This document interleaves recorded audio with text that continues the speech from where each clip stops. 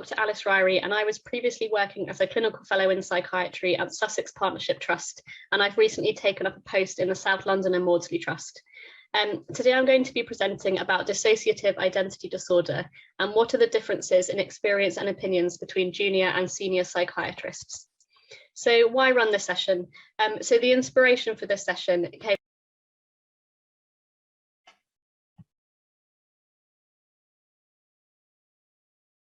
when I was working in inpatient psychiatry, and discussions were held surrounding a patient that we had with suspected dissociative identity disorder, or DID, and I became interested in whether or not the attitudes towards this disorder varied between junior and senior psychiatrists, as it seemed that within our own team there were already some differences in opinions. So in January of this year, I ran a focus group during our academic sessions in my local trust to begin to explore these differences. So just a bit of context.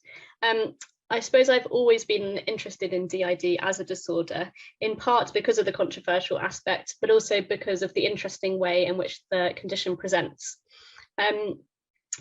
It's important to note that DID is a relatively new diagnosis. So it used to be coined multiple personality disorder up until the early 90s. And then these two quotes, I suppose, just summarise to me some of the controversial aspects of the diagnosis. So in a psychiatry journal in 2009, it was stated that DID splits professionals into believers and non-believers. And finally, DID is only one of many fads that has afflicted psychiatry over the past century. So as you can see, there's still a lot of doubt as to whether DID is seen even as a valid diagnosis at all. For the next part, I thought I would just talk about why psychiatrists might be so skeptical of this condition. I thought I would just summarise essentially what's out there in the literature and some of the different arguments kind of against DID being a valid diagnosis. I split this into four main categories just to help summarise the information. So the first one being looking at the etiological factors. So some people think there are kind of iatrogenic factors in the diagnosis and management of this condition. So for example, that therapists or clinicians may actually induce or worsen DID by encouraging certain symptoms. Secondly, there's this dichotomy between the trauma-focused and fantasy-prone model. The trauma-focused being that people believe DID is related to traumatic experiences and that forms the condition, whereas other people think maybe this fantasy prone model is more at play, so that DID is due to fantasy proneness, suggestibility, suggestion and role playing, meaning that patients may be kind of more acting rather than this being linked to trauma. Some psychiatrists also may question the validity in that they think DID is the same as other conditions such as personality disorders or EUPD. This might be because there's little evidence of what we'd call a true amnesia. If you look at studies comparing people with DID in different alters or personality states. And finally, some believe that prevalence is related to public or media interest, again, kind of devaluing the diagnosis of this condition. Secondly, if we look at diagnostic issues, I suppose we have to question the fact that does a DID diagnosis actually do more harm than good? So some people think that patients will be mismanaged, stigma will impact on their care, and actually we might miss other diagnoses if we label people with this disorder. And also there are challenges in being able to diagnose the condition accurately or by professionals qualified enough to do so. So is it actually worth trying to pursue a diagnosis in the first place? Next, if we look at some of the difficulties with language or definitions, I suppose it's important to note that dissociation is a term that's used to describe a real broad range of symptoms and experiences, both from the patient side and also clinicians. So this makes it very difficult to interpret patient assessments and also formulate diagnoses. I think it's also important to think about what exactly does it mean for a personality state to take control of behaviour, which is part of the criteria of DID, and where would we draw the line between this and somebody whose behaviour, for example, will just change a lot related to their mood. So there's a huge amount of variability in how people describe symptoms, and there's very few tools to objectively measure this. And finally, one area that I find particularly interesting is the kind of legal or forensic complications looking at DID. So some people may suggest that there could be conflicts of interest.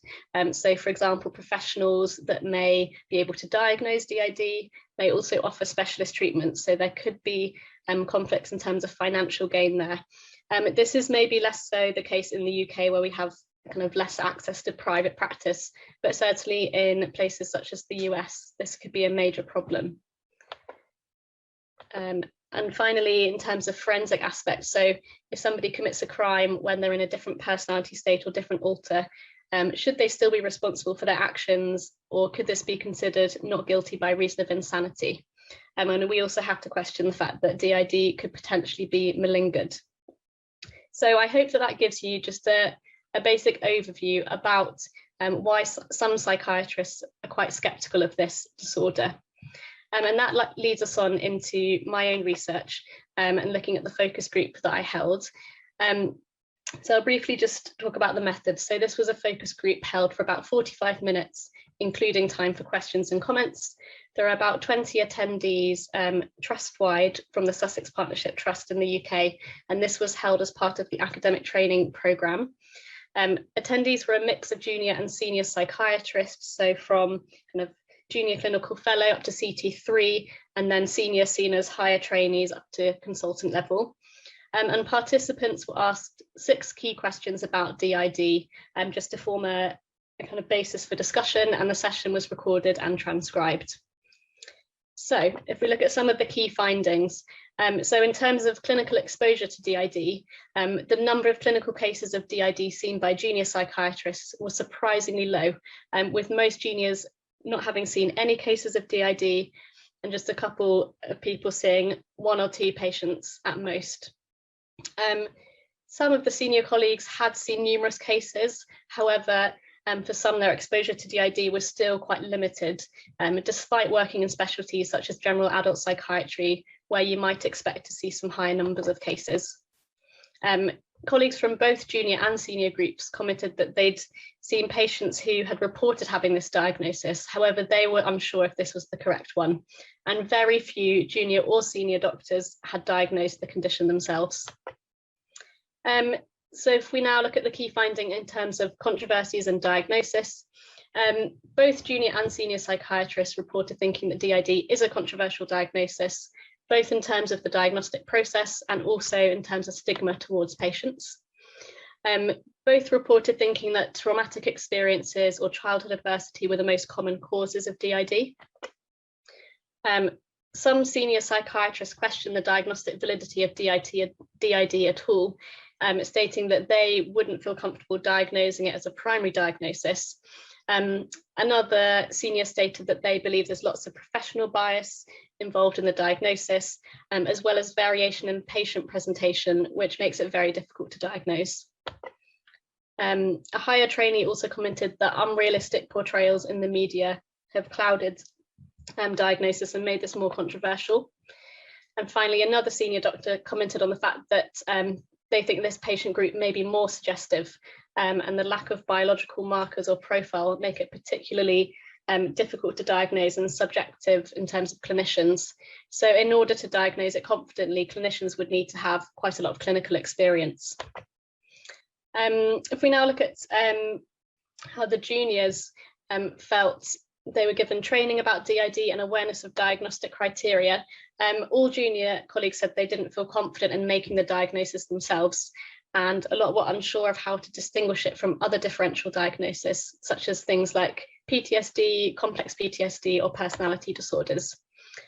Juniors reported being unaware of the diagnostic criteria, and they also stated that they felt this topic hadn't come up much in national exams and is not given much attention in training at all. And finally, if we look at some key findings about managing the disorder, both junior and senior psychiatrists stated that they think psychological therapies are the mainstay of treatment. Some mentioned specific types of therapy, and they also think there's a limited but possible role for medications. Some senior doctors highlighted the challenges of treating the condition at all. So also things like difficulties in providing sufficiently trained therapists, or those trained in a trauma-informed way. And some thought that this condition was particularly difficult to fully treat in the long term. Another stated about the long duration of therapy required and how ingrained thoughts and behaviours of potential patients was raised as a barrier to treatment. And another mentioned about how patients may be quite sceptical about accessing treatment or quite anxious about the fact that they would have to integrate their alters, as this could be seen as too traumatic. So here are some of my main conclusions from the focus group. So all participants said that they didn't feel they'd had adequate training about DID and would like further teaching on this topic. Junior psychiatrists in particular had very limited exposure to clinical cases and felt underconfident in recognising, diagnosing and managing the disorder. Some senior psychiatrists reported similar and also felt sceptical of the validity of the diagnosis at all, thinking that other differentials would be more likely to form their primary diagnoses. All clinicians recognised the challenges of managing DID, but senior colleagues were more aware of the practical challenges and things like the lack of specialist services and patient barriers. And evidence in the literature supports these observations. So it shows that there is insufficient training in recognising DID as well as other dissociative disorders. And most clinicians have had limited exposure to both clinical cases as well as scientific information. So just a bit of discussion. So I suppose this research highlights some of the important differences in opinions and experience of DID between junior and senior psychiatrists. Lack of training was a key theme across all clinicians, and one that could potentially lead to under or misdiagnosis of the condition and hamper access to appropriate specialist treatment and services. Some clinicians may question the validity of DID as a diagnosis at all. So I think being more aware of the challenges and controversies surrounding this condition can actually improve patient care and our ability to work together as a team and find out other people's opinions. So if we're more aware of what our colleagues may be thinking about this disorder, I hope this might avoid kind of projecting some of our own biases or doubts. And finally, I hope that by sharing this research, other colleagues internationally can learn from this and consider further training and discussion on the topic with psychiatrists of all grades. So thank you very much for listening. I'm just going to share some references first of all, and because this is a video recording, I'd be very happy for you to email me with any questions or comments, and you can contact me via that email address, which I'll just leave on the screen for a couple of minutes. Hey everyone, so, thank you for joining our presentation. Thank you very much.